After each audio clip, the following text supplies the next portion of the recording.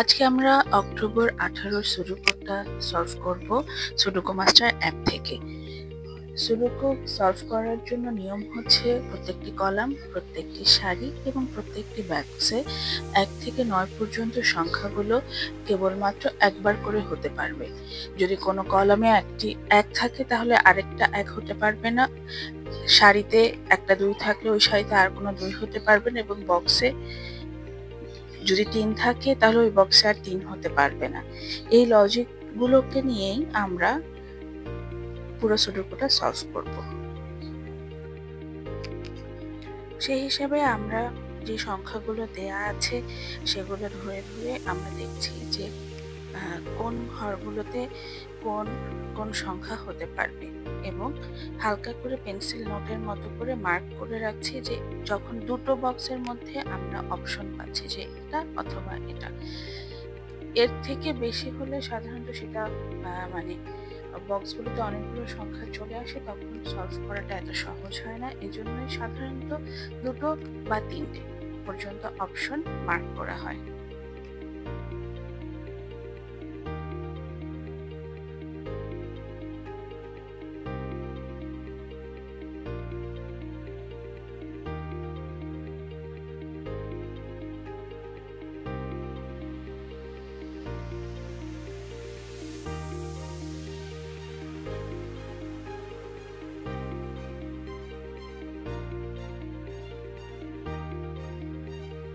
যখন 1 থেকে 9 পর্যন্ত সবগুলো সংখ্যা একবার করে দেখা হয়ে যাবে, তারপর আবার আমরা ফিরতে ফেরত যাব।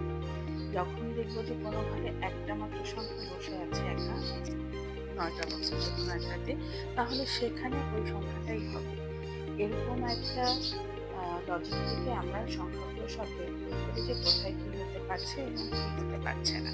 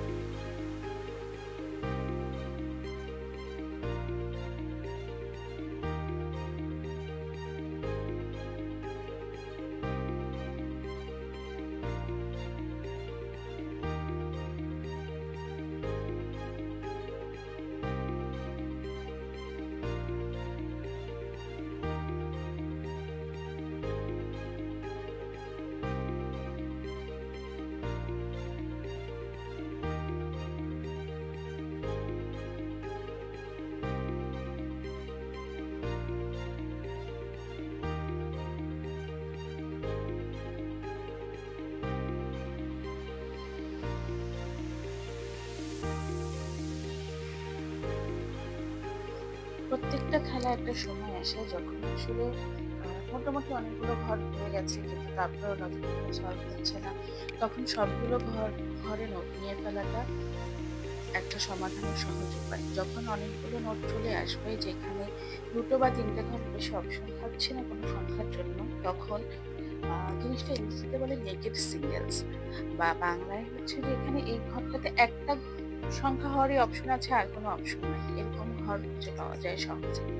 আর এই ঘরগুলো একবার খুঁজে পাওয়া শুরু করলে বাকি পুরো সুডোকুটা সমাধান করা খুব সহজ হয়ে যায়, অনেকটা সুতো ধরে টান দেওয়ার মতো। মাথা দিয়ে টান দিলেই ওই সুতোর মাথাটা খুঁজে পাওয়াটাই হচ্ছে মূল বিষয়। খেলা শেষ। সাথে থাকার জন্য ধন্যবাদ।